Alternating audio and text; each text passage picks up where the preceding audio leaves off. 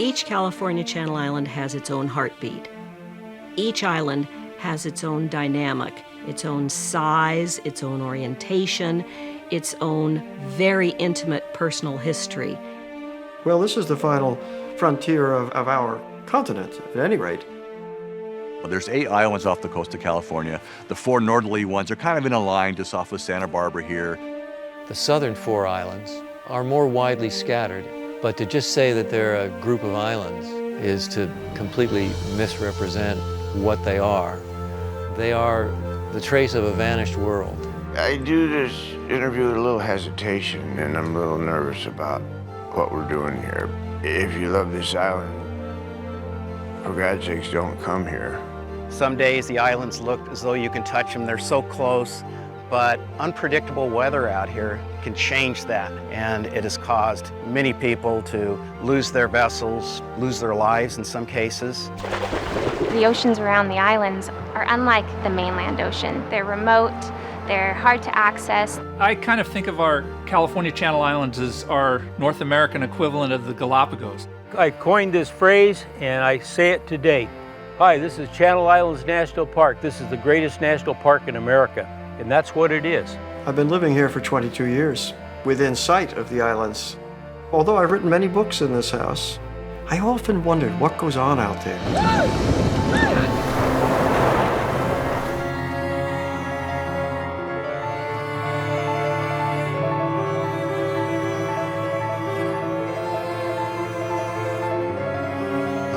What does it all mean?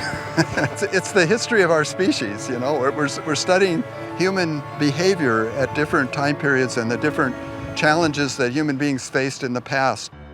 When people look across the horizon and see the Channel Islands, they are nothing other than a silhouette out on the ocean. But once one has stepped on just one island, you can never look at the island with the same eyes again.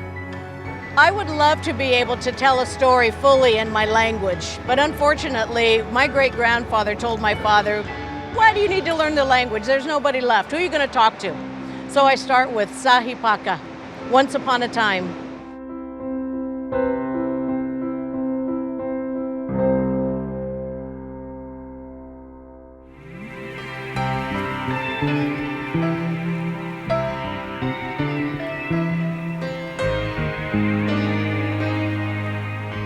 Most days, the Channel Islands sit in plain view of millions of people along the California coast.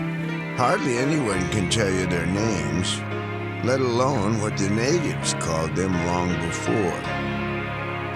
Archaeologists know that these islands have been inhabited for thousands and thousands of years, perhaps longer than any place in North America.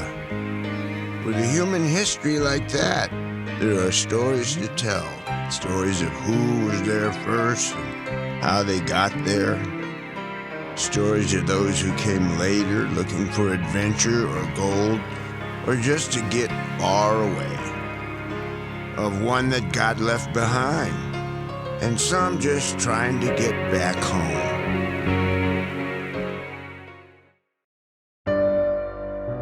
When I tell people that Santa Barbara and the Channel Islands used to be down by San Diego, they just think I'm crazy. They say, "What?" So we're looking here at the 4 northern Channel Islands. There's San Miguel, Santa Rosa, Santa Cruz, and Anacapa. So these 4 islands are all in a line, and they're lined up with the coast over there. That's the Santa Monica Mountains. That's all one big east-west line of peaks. These transverse ranges are unique. They're the only ones in the whole coast of North America. They didn't start that way. They used to be parallel to the coast like all the other mountain ranges, but there's a very good reason for them. Namely, that they used to be down by San Diego, and they were completely turned around, 110 degrees. Well, there was this idea of continental drift in the world for a long time, but we just didn't know how it worked. But when I started graduate school, they figured it out, that all the continents are really embedded in these big old plates that are going across the face of the Earth. Just by looking at the history of the formation of the Pacific Plate, we could see when it began to rub against North America and pull off the pieces, set up the San Andreas. That's what I worked out. With just the right tools, I love geometry. I'm horrible at lots of things, but I love geometric relationships, and that's just what plate tectonics was. This is how it looked 18 million years ago. The islands here were right off of San Diego. So then coming forward in time, there's 18, 12, 6 million years to the present. So now the islands are way up here and San Diego's way down there. Just got pulled away and turned around. I just love these islands because they're so unique, besides being beautiful.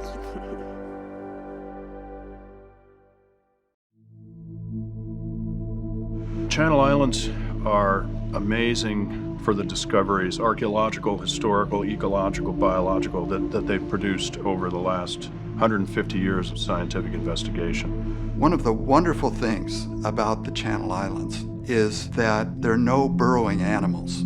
There's no gophers, there's no ground squirrels, there are no earthworms, there's no termites, nothing that's churning those deposits. And so for an archaeologist and a geologist, it's just a wonderful record because it's just like a layer cake. You can look at the different strata and really get a refined, precise look at changes that have occurred through time.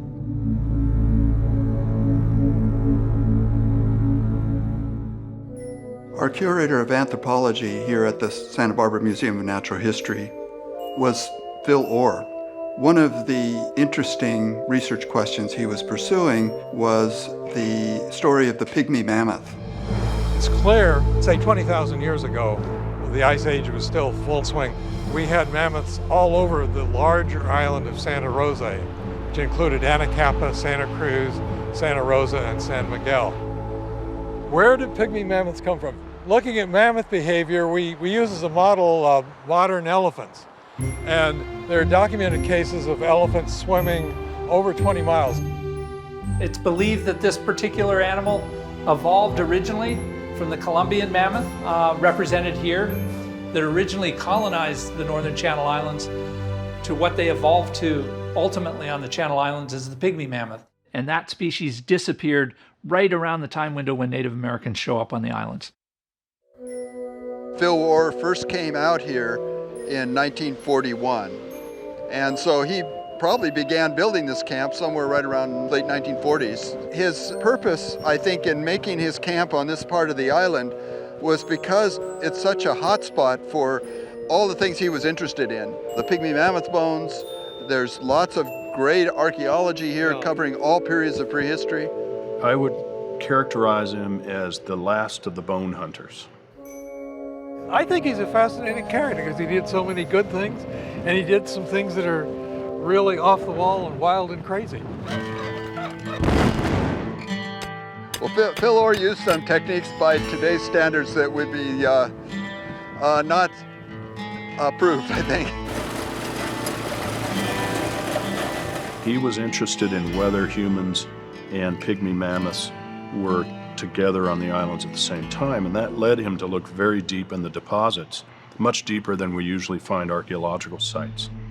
Well, as I understand it, this wasn't publicized greatly. Orr loved to drive his Jeep, and what he was doing was putting a road across Arlington Canyon. They were down here trying to get to the other side of the canyon. They got mired down, and they were extricating the Jeep, and they looked up and saw this femur sticking out of the cliffside.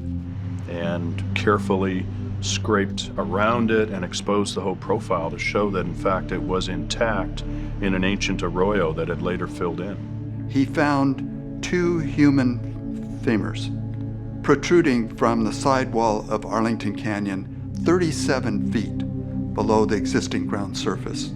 He knew at that point enough about the geological relationships in these deep alluvial beds on Santa Rosa to know that he was way back in time. And so he got a grant to bring some of the leading scientists of his day, the leading archaeologists, and they came out here, and they were very critical. They weren't necessarily going to buy into this, but they all agreed that the Arlington bone was buried in an original sediment layer. It wasn't the result of recent erosion. Phil could not date the actual bones themselves because in those days, radiocarbon dating would have consumed all of the bones and there were problems with bone protein dating. And he collected some charcoal nearby the bones, which he radiocarbon dated to about 10,000 years ago. And so what Phil Orr did was the smart thing. He wrapped the original soil matrix containing the bones, wrapped it in a plaster jacket, and removed it here to the mainland. I had read Phil Orr's Prehistory of Santa Rosa Island. That was the go-to book resource to look at. I read that, came here and saw what was on the island and said, Orr didn't get it all. There's an awful lot of material here that looks unstudied, and was informed by the ranch foreman. I was the first archaeologist to set foot on these islands in 17 years. I realized that I had struck gold. The ranch foreman showed me a burial. He's turned out to be at the oldest positively dated burial in California. So I thought, okay, if this burial at Lobos Canyon is old, what about Arlington Man? 1987, I was just newly hired at the Santa Barbara Museum of Natural History. And this archaeologist from Channel Islands National Park, who I'd met once or twice, he came to me and he says, John, I understand you have a block of earth stored there at the museum that has the bones of Arlington Springs Man that Phil Orr excavated back in 1960. And I said, well, I'd seen something in the basement covered with plaster that had the name Arlington Springs written on it, but I didn't know anything about it.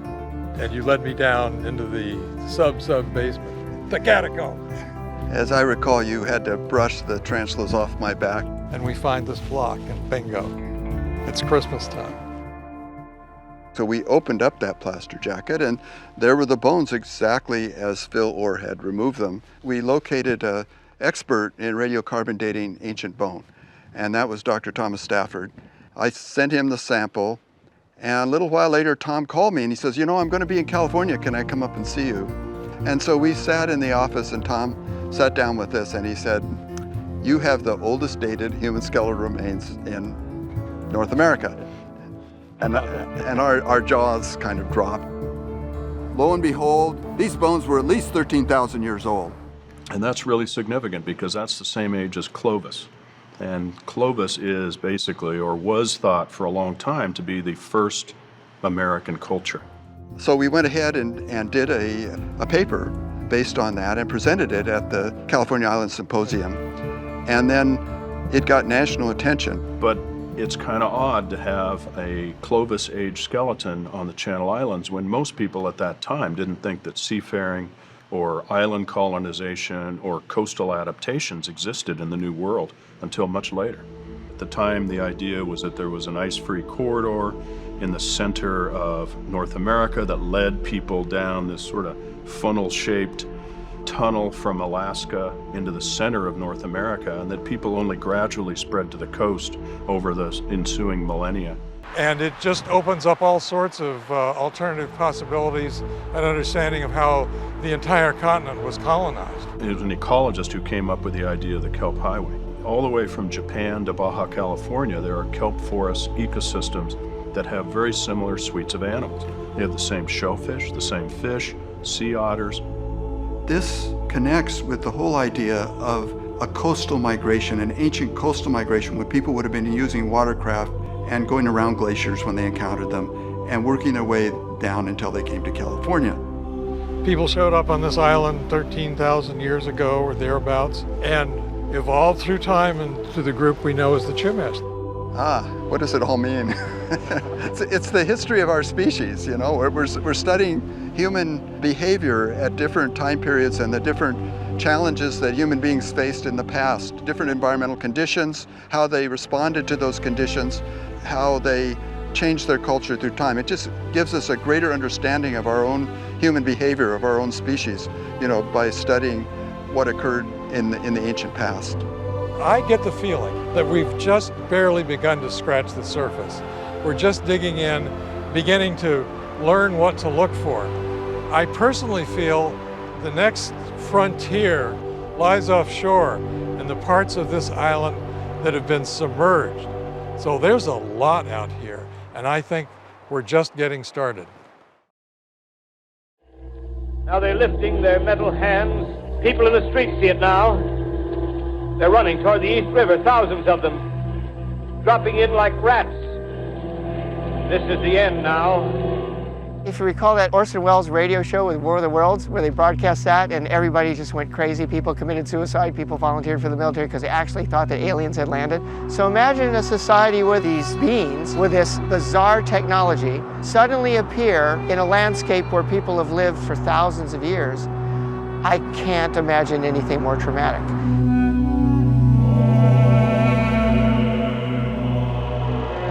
The Indians had never seen ships like ours or men like us. They fled in terror, leaving behind only empty huts and worn fires.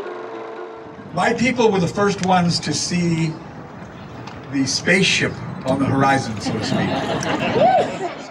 The first contact that indigenous peoples in Alta California had with Europeans comes in 1542 with the voyage of Cabrillo. Juan Rodriguez Cabrillo was an adventurer and explorer. He was a soldier. He worked for Spain all his life. It was a Spanish expedition that he led, and he had been participating in Spanish conquests and expeditions for some time. Spanish had come into Mexico in the early 1500s, had gone through the process of conquest there, and were finally ready to set their sails and their sights on something farther afield. And so Cabrillo came and stopped on the Channel Islands. This was the furthest projection of Europe into a world that they knew nothing about. What he was trying to do, as what Columbus had been trying to do half a century earlier, is figure out a way to connect Europe to China. Now, Columbus didn't realize the Americas were in the way. The Spanish, by Cabrillo's time, obviously did. Once they found out it was full of silver and gold, though, that inconvenience suddenly lost some of its meaning. We always say it's the 3 Gs that brought people here: gold, God, and glory. We're here at Spanish Landing on the shore of San Diego Bay, where the Maritime Museum of San Diego is building a reconstruction of Cabrillo San Salvador. One of the purposes in the construction of this vessel was to help historians on the East Coast recognize that there was in fact history west of the Allegheny. Cabrillo landed in San Diego in 1542. That's well before Jamestown, well before Plymouth Rock. It wasn't until 78 years later in the Mayflower expedition that settlers came into America. So historically, this is actually where America began. So the idea was to reconstruct that thing to house the story, if you will. And people have been imagining what the San Salvador must have looked like for a long time.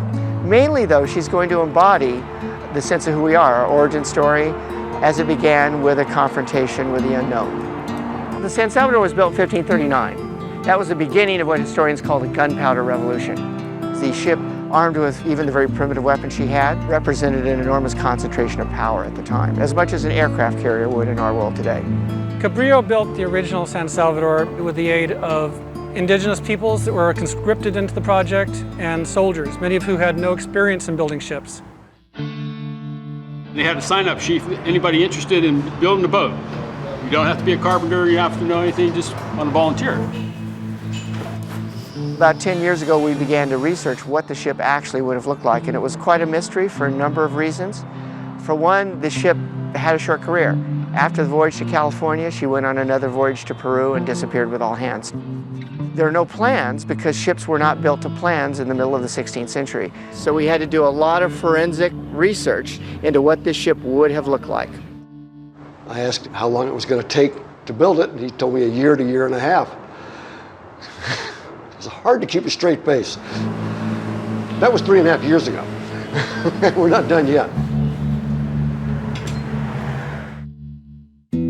As Cabrillo sailed up the coastline, it was unknown how far the land tended to the north, how far it tended to the west. On some charts or maps of the period, it looks as though you get about to Santa Barbara and you're there, you're in China. His little fleet made remarkable progress given the fact that they didn't know where they were going, that they were sailing against wind and current, that they were trying to survey and chart the whole route all the way up the coast. And again, they were doing it with 16th century technology. Sailors were pretty brave guys, they had to be, because these things don't handle very well. It's like an aspect ratio of a watermelon, and it's going to handle like one as well. You don't get too far north of San Diego before you start to see these Channel Islands. 4 days later, we sighted 2 islands and named them after our ships. Sailing close, we saw many Indians from the bluffs calling to us to come ashore. Not only do the Channel Islands have people on them, they're one of the longest inhabited places on the face of the earth. They were well-skilled maritime people that were getting noted back when the first European contact came into the area. When we saw these great ships, my ancestor, as the chief of the village, rallied her people together to say, hey, we have visitors. Let's welcome them and show them who we are. It's not a normal thing for people previously unknown to one another to have perfectly amenable relations. And that's not very typical of Spanish behavior in this period at all. But by the standards of the day, this was a pretty benign expedition in terms of relations with the natives. Cabrillo stayed for a little while on the channel, and then he tried to go further north. It's against the wind and it's against the current the whole way. And you can't even sail this thing to weather. All you can do is go downwind. Whatever the wind's blowing is where you're going. And he basically got driven back, and then he wintered, we think, on San Miguel Island. But wait! After all these years, Cabrillo's back. Well, not really.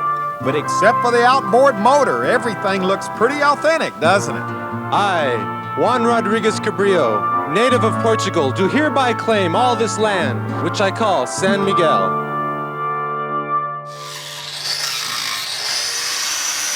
We started building the vessel with relatively modern methods. People walk by all the time going, hey, isn't that cheating? You're using electricity. We always say, well, you know what? If they had electricity and didn't use it, they'd be pretty foolish too. We located virtually every piece of white oak in the country that met the standard. Well, they all broke. Almost every rib that came back down on the truck had exploded. So after purchasing all the material available in the country, we ruined half of it.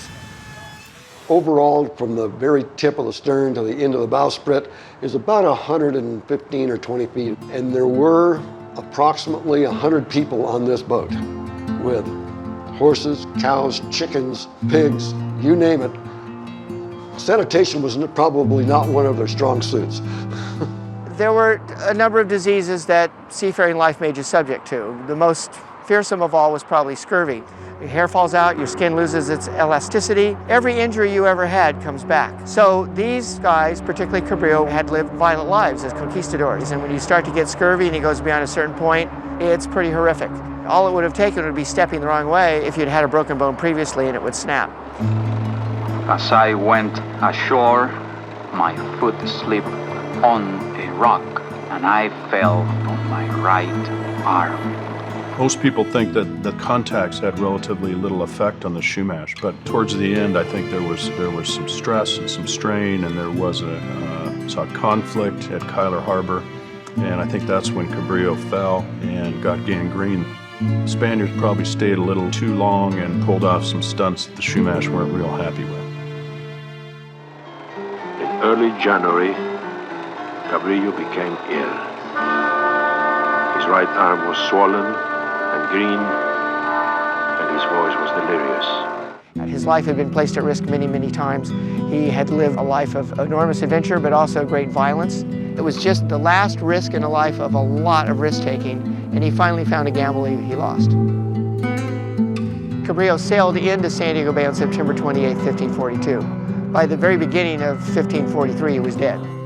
It seems most logical that he might have been buried on San Miguel, but you know, it takes a while for gangrene to actually kill somebody, so they were cruising the Channel Islands, and that's one of the mysteries that remains out there. It'd be something to find Cabrillo's grave.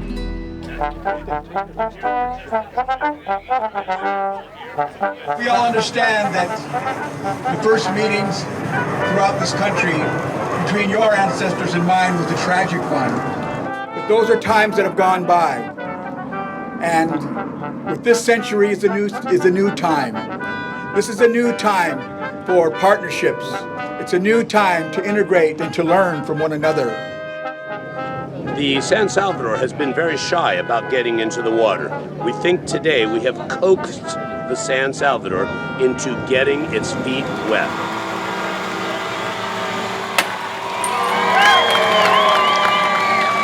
very proud as a San Diegan too. And we're going to have it in our bay apparently for, history. It's overwhelming to see the 19,000 hours of volunteer time that has been devoted. You see it captured in one moment. I want to swashbuckle across the deck, and it would fulfill a lifelong dream.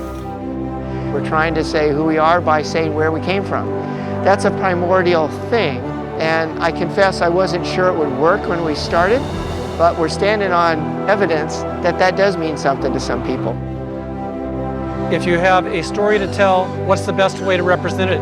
And frequently it is with an artifact or an object, something people can touch, they can smell. Children spending overnight on this vessel smell the salt, they feel the ocean move. We learn about our California history usually in 5th grade, and Cabrillo was one of the names, and then we promptly forgot it, and then we see it on all of the streets and schools and avenues around the state, and now it's going to put something behind that name. If there was a written tradition to leave that survived, that would be extremely interesting because we would have the other side of what first contact looked like. What we do have, though, is the petroglyph that we've identified and documented out in the Jacumba National Wilderness, which is one of the most rare works of art in all of the human inventory of art, and that is an authentic representation of first contact. Then that predates every known image ever recorded of it in American history. It really does say America began here.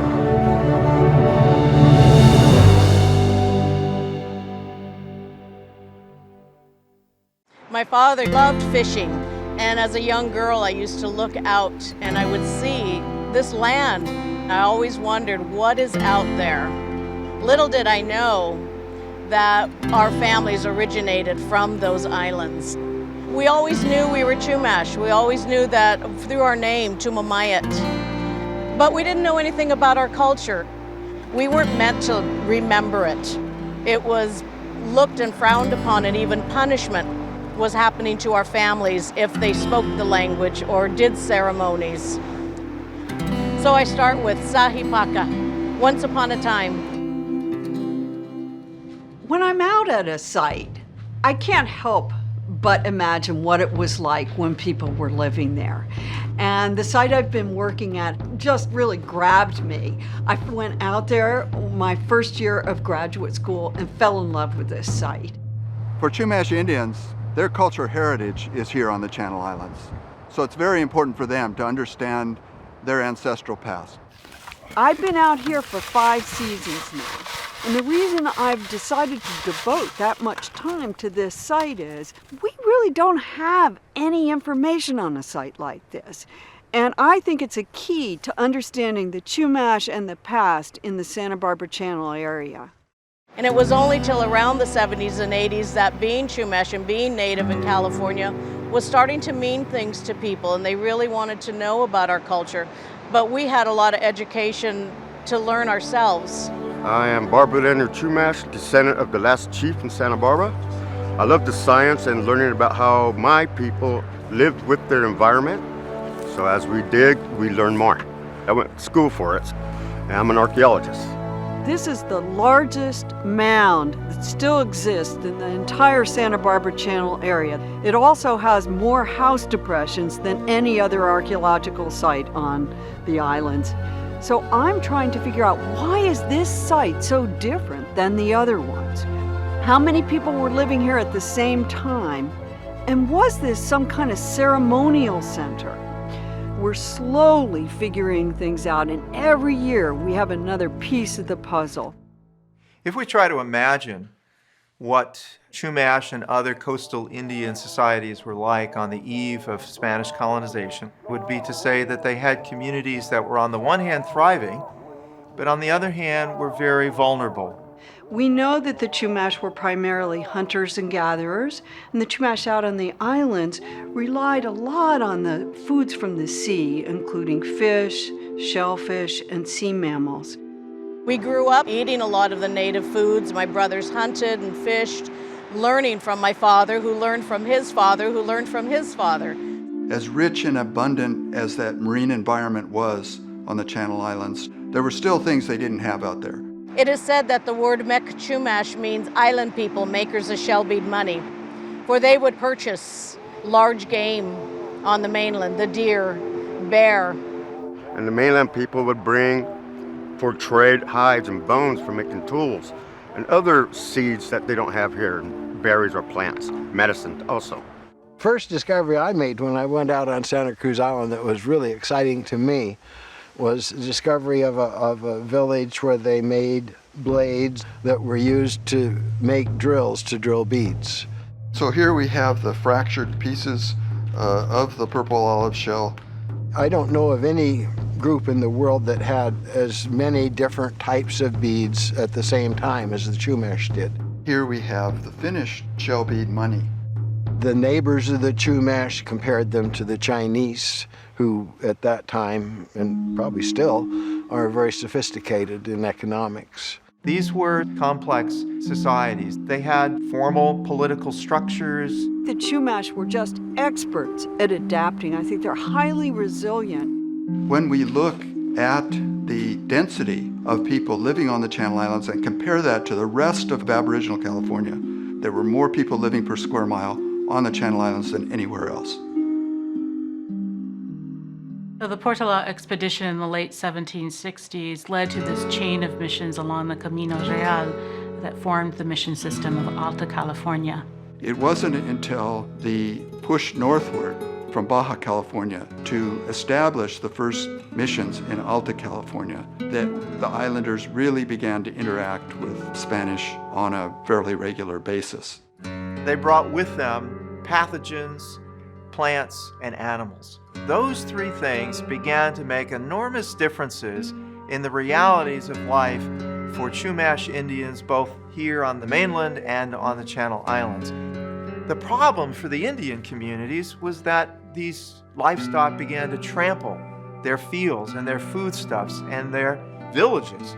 And so you had basically three strikes working against these Indian populations to the point where they were experiencing a subsistence crisis, a food crisis. So as the people started dying in these epidemics that came through here, wiping us out by the hundreds, that they needed more workforce. So then they started going out into the islands and bringing people back to the mainland. As that population begins to decline, they lose leaders, they lose some of the elders of the community. And so you begin to have a kind of economic and even sort of metaphysical crisis going on within these communities. The mainland Indians, by 1803, 1804, are pretty much all resettled at the missions. At the height, we had almost 1,800 Chumash living here at the mission. The old trading partners that the island Indians used to have are now at the missions. So what happens? In 1815, the most severe El Nino event in recorded history, during an El Nino, the kelp beds die back and the fish go elsewhere. And there are famine conditions on the Channel Islands.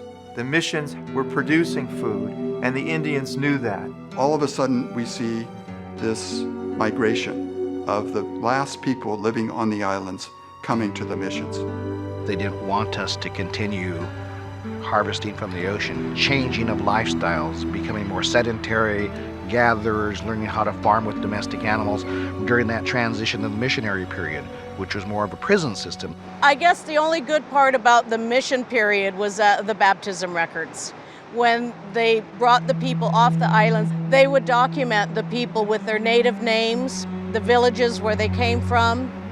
When my great-grandfather was born in 1811, he was given that Spanish name Juan de Jesus, but then later as an adult, he was asked if he wanted that last name Tumamayat to be changed to Marquez. Oh, we'll give you this is your proper last name. He said, no, I don't think so. I'm gonna keep Tumamayat. The Indians moving to the missions for their physical salvation paradoxically proved to result in just the opposite. As they gathered in larger numbers at these missions, they had that much more exposure to European diseases. And so it turned into nothing less than a killing field for them. Well, I do think the period of initial European colonization and contact was devastating to the Chumash. It did cause the abandonment of the islands and probably a loss of a lot of knowledge. It was forgotten for some time, but fortunately for us, the anthropologists remembered to talk to people who still had knowledge. And so it was written down. John P. Harrington was an extraordinary ethnographer and anthropologist, and he took notes and interviewed tribal members up and down the Pacific coast. Our culture comes from an oral tradition, no writings, and I really am grateful for that opportunity to be able to go back and read what their stories were. After my father passed, I was recipient of a ceremonial pipe. And in essence, that was the way of telling my family that it was my time to step up. I love talking with children. That was some of the programs my father did that I carried on after his passing. My grandfather's family were from Santa Cruz Island, and my grandmother's family was from Santa Rosa Island. I always wanted to go out there. And as we got closer to the cliffs of the island, I could see this glimmering along for miles, stretching across the walls of the cliffs. Well, it was the abalone and the shell. When I stepped onto the island on the land, it was just so amazing. I think this was a persistent place, a very important place on the landscape. You can see all of Santa Rosa Island on a clear day. You can see San Miguel Island. And they came here, they had big red abalone feasts, and over time they kept visiting and the mounds started building up. There is mixed feelings among the Chumash people. A lot of them don't believe in the archaeology or the study and why are you digging up the past. For me, we just learn from it and we can share things that we've learned through our grandparents that have told us, and we find it in the ground. This is an ashy layer, and what I think it's burned roof fall. What we've learned from some of the relatives back in those times of talking with Harrington, that when a person died in the houses were burnt. And all the belongings and everything that the person owned. To feel that ancestry and that long period of history is very, very exciting to our family. So to see some of the artifacts that were still on the ground that a relative of mine may have made that item was really beautiful to me. Can't help but imagine what it would have been like, and so that's what I'm trying to reconstruct the best I can. We're humans, and there's something natural about wanting to understand where we came from, how we got here, and even where we're heading. When we walk on this land here on the island, we all have this sense of just really being home.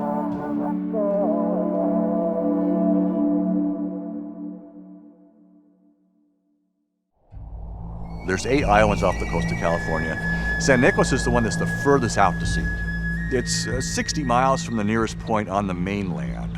If you read all the old historical accounts, they always complain either about the wind or the fog. You never see anybody talking about how wonderful the weather is. For the previous 25 years, I worked for the U.S. Navy on San Nicolas Island as the archaeologist. When I first started working there, I really didn't know much about the lone woman story at all, to tell you the truth. But I started reading about it, and people would ask me questions that I couldn't answer. So I did some more reading and quickly found out that there's so many conflicting versions of the story that nobody really knew the truth. So I kind of started down this path of trying to unravel what the real true story is. The thought of being alone on the island while so many suns rose from the sea and went slowly back into the sea filled my heart with loneliness. I had not felt so lonely before because I was sure the ship would return. Now my hopes were dead. Now I was really alone.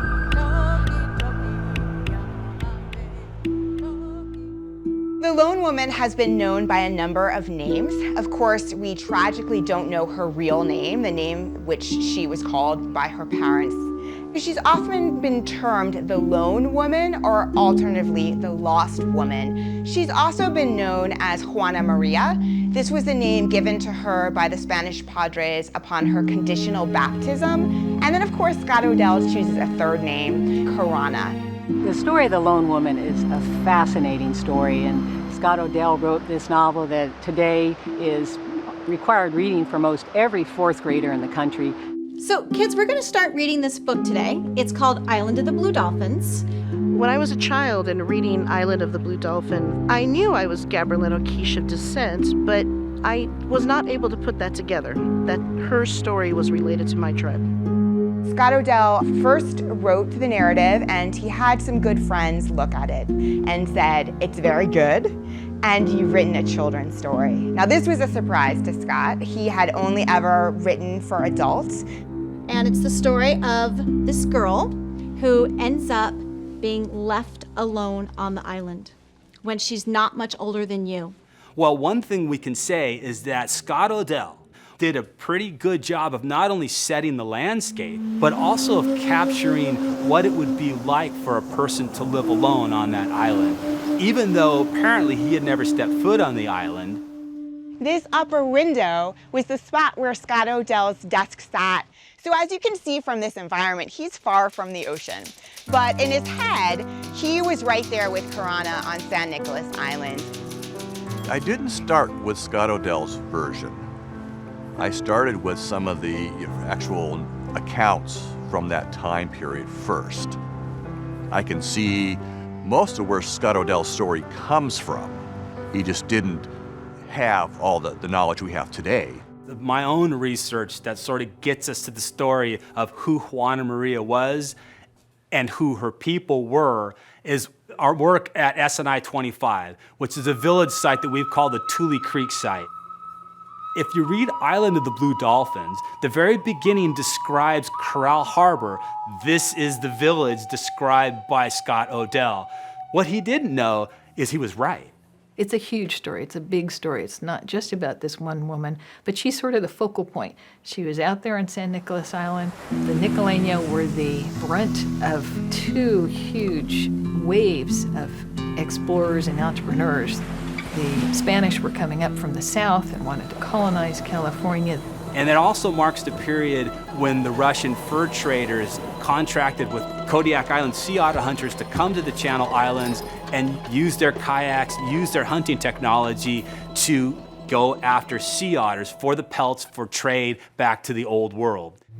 I do not know what happened first, whether it was my father who raised his fist against the hunter whose path he barred. Whether it was this man who stepped forward with a bale of pelts on his back and shoved my father aside. It all happened so quickly that I could not tell one act from the other. The lone woman was on the island when the massacre occurred. This was something that we discovered details of in our search through Russian documents. There was a murder of one of those Alaska Native hunters by the Nicoleño. And in response, the Alaska Native hunters really went wild and nearly exterminated all the males on the island. Which results in the population of the island getting smaller and smaller and smaller down to where there's hardly anybody left. So in 1835, a boat named the Peoras Nada, which is often translated as better than nothing, set sail for San Nicolas Island to collect the remaining islanders and bring them to San Pedro. Right now we have documentary evidence for 8 people who came off of the island. When they got on that ship, I'm sure they had no idea what was in store for them. And if they could foresee that, there's no way they would have gone. She is left behind. We know that. That's a fact. We know she's left behind. Why the exact circumstances of her being left behind are open to a lot of debate. Part of the story is that she went back to retrieve her child. I think in reading the various accounts, she just did not want to go with the group when they left. She hid, and she wanted to make sure she was going to be safe. She didn't want to go anywhere where there's going to be more conflict. What would you choose as an author? You know, your job is to tell the best story. So in his rendition, Karana's on board the ship. It's a little brother as opposed to a young child. So at the last minute, the ship will not turn back because of a brewing storm. She takes a dramatic leap overboard, swims back to rescue her brother. Life on the island, I think it is one of the real misconceptions that people have. Everybody always asks me, how does she survive? How does she get food? How does she do this? How does she do that? She's abandoned in her own town. Around 1800, something like 200 or 300 people were living on that island. So there was enough food. Yeah, everything's here. You don't need to worry about that kind of stuff. What you need to worry about psychologically, how do you deal with being alone now? The Island of the Blue Dolphins is a book that I loved as a child, and going out to San Nicolas Island and being able to see the landscape, smell it, feel the wind on my face, knowing the aloneness, the solitude that she would have felt was extraordinarily intense. Now, I lived on this island my first 2 years at the park alone, so I can relate a little bit. I can imagine that over time she just got accustomed to how to enjoy herself and provide for herself. I could really get a sense of what she must have gone through, although I could never possibly know. In a way, making that childhood dream come true just by being able to somewhat relive and then have such close physical contact with all of the archaeology that would have been very prevalent for her in her daily life. I'm sure after a number of years of being alone, you're going to realize that that's it, you're alone. They're not coming back for you. I don't think she thought she was going to be abandoned for 18 years. 18, that's a long, long time. It's kind of hard to comprehend what it would be like to be alone day after month, year after year. I mean, at some point, it's got to really play on your psyche. She could look to the east and think of hope and family. To the west, I wonder if there were times where she was desperate enough that she wished she could just get there, to the quiche heaven and just be done. Or did she remain strong that whole time? Fog crept in and out of the empty huts. It made shapes as it drifted, and they reminded me of all the people who were dead and those who were gone. The noise of the surf seemed to be their voices speaking. In 1960, when the novel appeared, there weren't a lot of strong female characters in children's fiction. What do you think was the most dangerous thing that Karana experienced while she was on the island? One of the most dangerous things was the devilfish, the tsunami. I think the sea lion. Rantu is Karana's beloved dog and companion, but before he became that, he of course was the leader of the pack of wild dogs who roamed the island, terrifying Karana and her younger brother, and in fact, who most likely mortally wounded and ate her younger brother. There's also a pretty harrowing event for Karana when she's in the Cave of the Ancestors. Okay, what's the first thing you notice when you look into that cave? Nayan. It's really dark and creepy. Looks dark and creepy. Raise your hand if you would not want to be in that cave at night.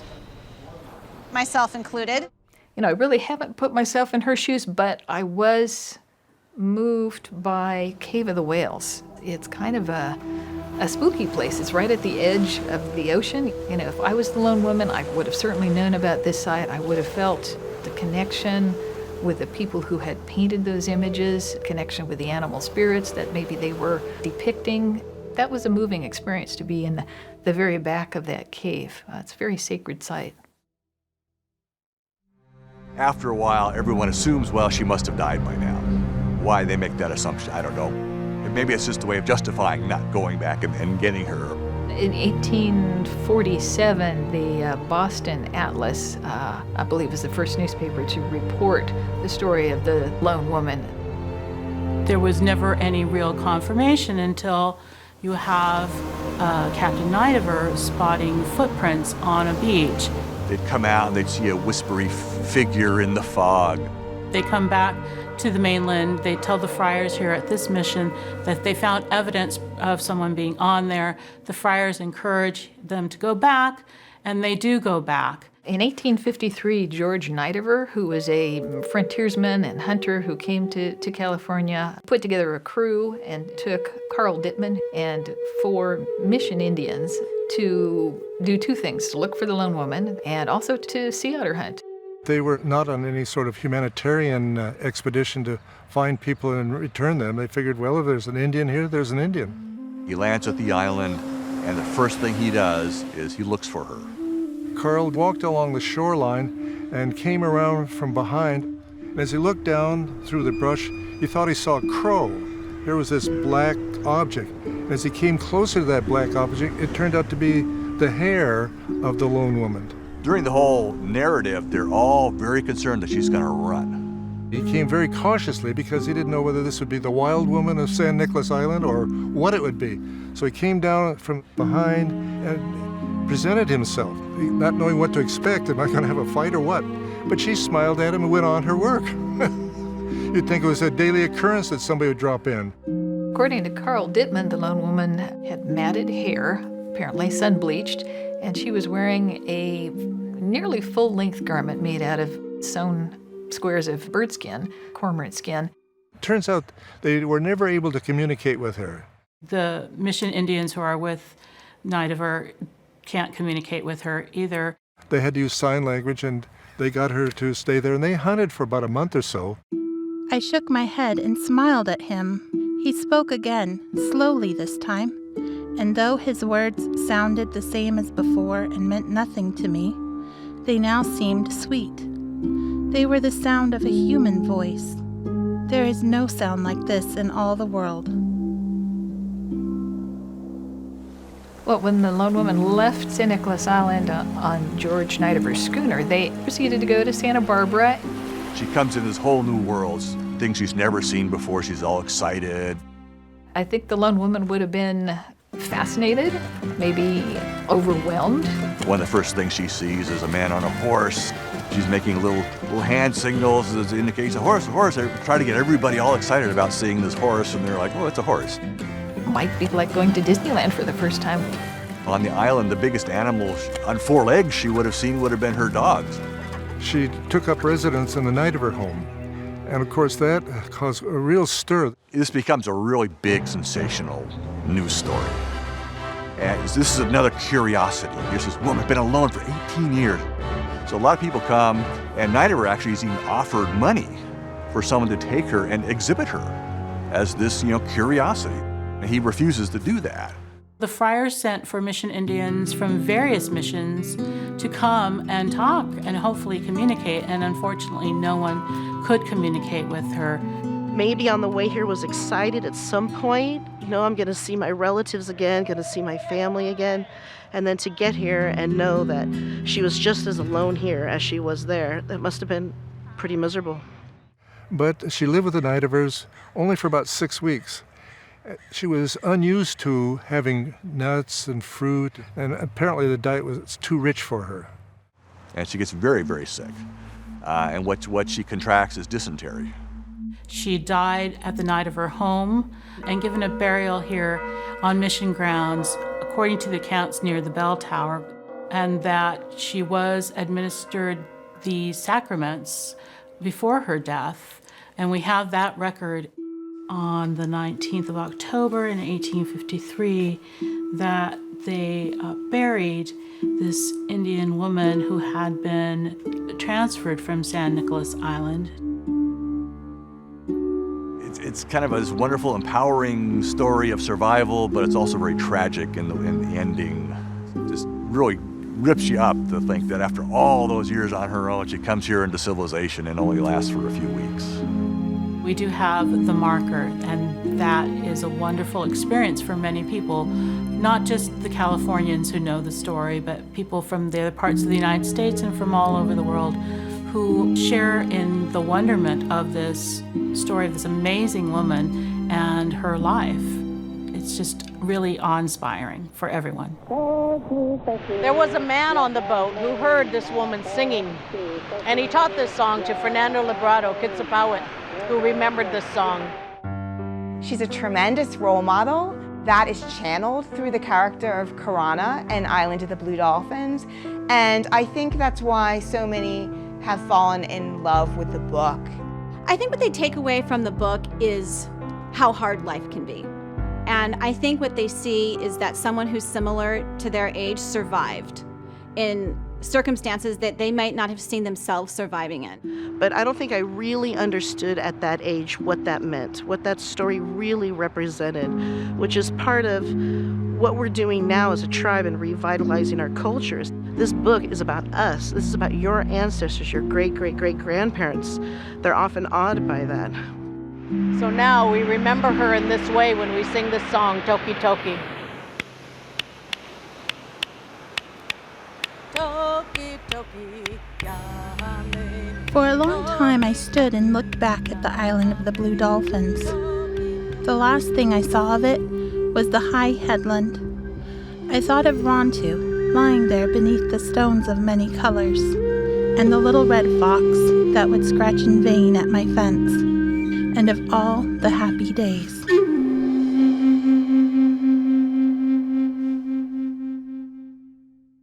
Next on West of the West. You can imagine not many people were allowed to grow up as I was on an island ranch. William Wrigley to me was a genius. He was Disney before Disney was. It was the most wonderful life over here, and I'm just so sorry that we had to leave so abruptly. A lot of the people coming down the coast will cut in between the Channel Islands and the mainland to save time, and that's dangerous. They shouldn't do that.